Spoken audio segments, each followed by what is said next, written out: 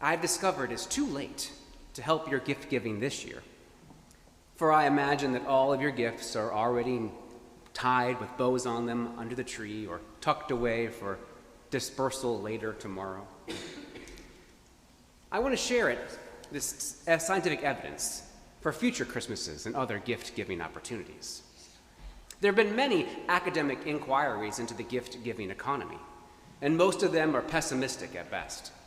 But the Scroogiest of them all comes to us from a 1993 paper entitled "The Dead Weight of Christmas," where the economist Joel Voldenfogel demonstrates that the many gifts exchanged at Christmas time results in about a 30% decrease in value. That is to say, if you were given $20 to spend on yourself, you would likely recoup $20 worth of value. You know what you want, and you know what you can get with $20 to make yourself happy. But when others are given the same resources, their inability to know exactly what their partner might prefer, it generally results in about $6 of lost value. So what are we to do? We know that we could avoid this loss of value by exchanging gift cards or writing checks, but that feels so impersonal. Carnegie Mellon professor and researcher Jeff Gallek, playing the role of Christmas present this year, gives some simple advice that allows us to change course. He says that when we think about gift giving, we should focus less on our part of the exchange and think more about the receiver. As such, we should not privilege the moment of the exchange of gifts itself. When we strive to create a moment of joyous delight where we can observe the effects of our gift in real time. No, he says that instead, we should think not only about the novelty of the gift, but rather focus on its long-term value to the person whom we are gifting it. The question we have to ask ourselves is, how will what we give benefit them not only now, but well into the future? Another mistake, he says, that we sometimes make is to concentrate too much on the surprise nature of the gift. We tend to think we'll give the most joy when we totally blind someone with something they didn't even know that they wanted or needed.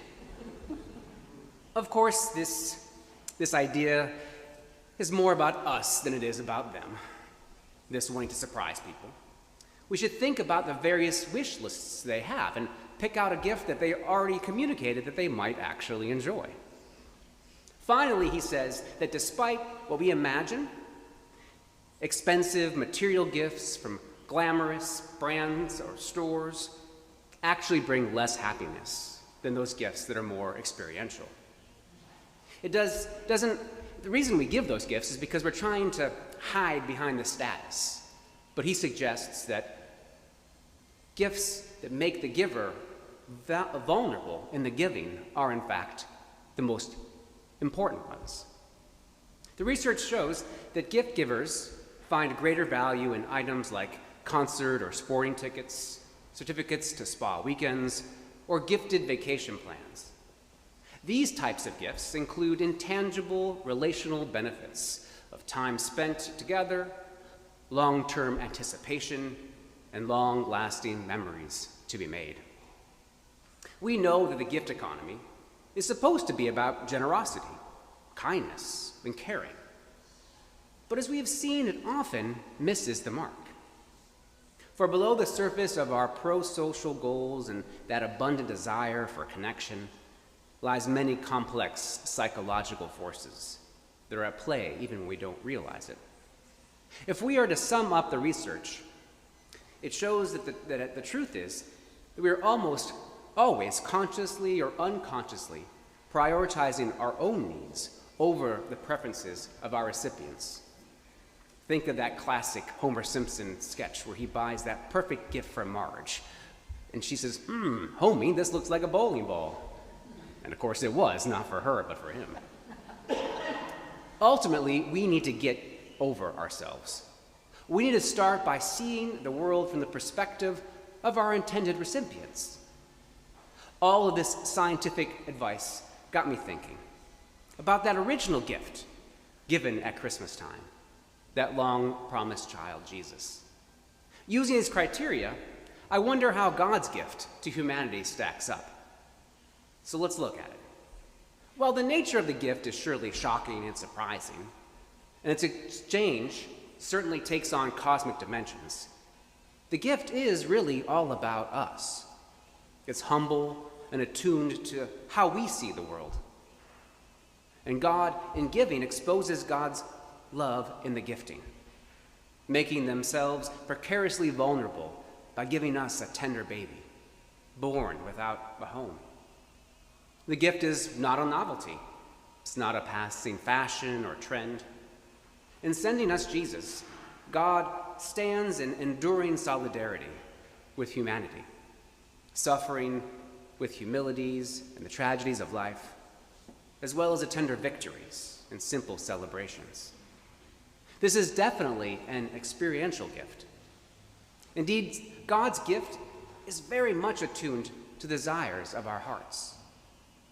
We humans constantly wish for dignity, respect, honor, and above all, we desire to believe in our own self-worth, to put aside status-seeking games and anxiety-ridden calls to justify our existence. We simply want to be seen, known, and loved for who we are. And in Jesus, God gives us all this and more. God becomes like us so that we can become like God. So according to all the scientific research, I'm going to go out on a limb and say that God's gift might be the best gift ever. All that said, I'm not sure that we're talking about here is a gift economy. Because how can we give anything back to God in exchange for what God has already given us? It's a little bit like getting money from your parents to go buy them a gift. Indeed, I believe that economy is the wrong word altogether. The way that God gives can never be characterized as an economy. For that very word is defined by the American Economic Association as the study of scarcity, the study of how people use resources and respond to incentives. And God is all about abundance and never scarcity. Maybe the gift ecology is a better term. Those words, economy and ecology, come from the same Greek root, the word oikos, meaning home or household, i.e. the systems of relationship, the goods and services that keep us alive and ordered. The dominant system of market economies that not only runs our holiday season, but the world itself, is hardly the only model out there. Anthropologists have observed and shared multiple cultural frameworks, colored by very different worldviews on how we provide for ourselves, including gift ecologies. If economy is about scarcity, ecology is all about abundance. It might be difficult on this cold, dark night, but just think back to those warm summer days, during the berry seasons perhaps, when the strawberries or the raspberry bushes or the blueberries were popping off so many berries and producing so much abundance, there was nothing to be done but to be filled with overflowing gratitude and buckets and bellies.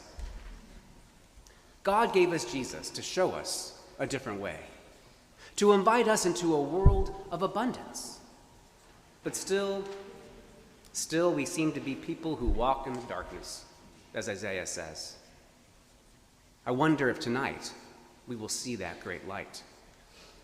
Will we learn from the science of the gift ecology and embrace abundance?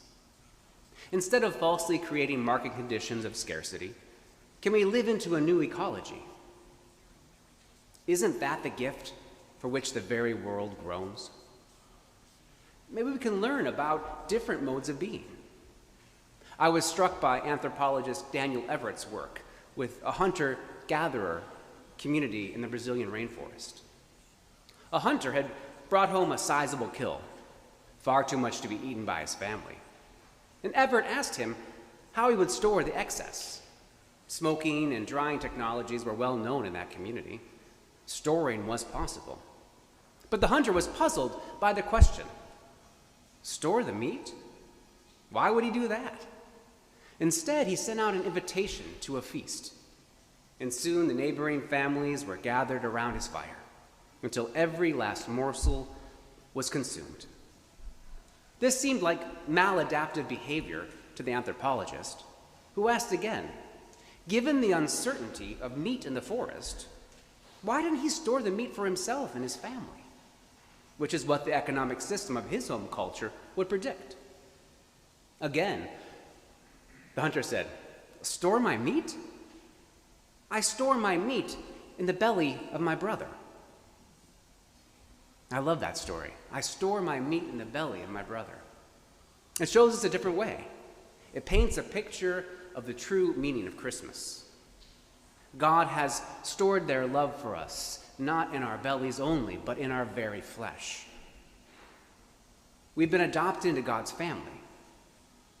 And Jesus, our brother, cries to us, initially as the wail of a baby, but also later in full-throated sermons.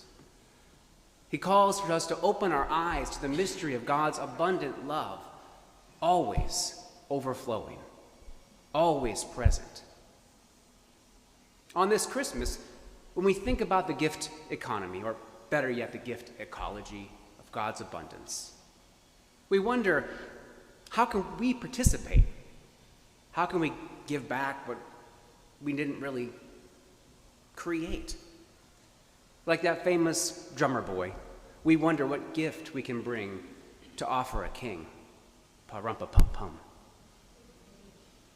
If we remember the scientific research, we know the kind of gifts to give. We need to think about our recipient. How can we give back to God? What would God like? What's on God's wish list? I think we know. They'd like us to store not only the abundance of our meat, but also the abundance of our love in our neighbors, in our families, in our communities. This evening, may our songs sound brightly and our hearts glow with the abundance of God's ecology as we celebrate the good news of a great joy for all the people. This Christmas, I invite you to think differently. I invite you to engage in the gift ecology that God created long ago that continues to today. Merry Christmas. Amen.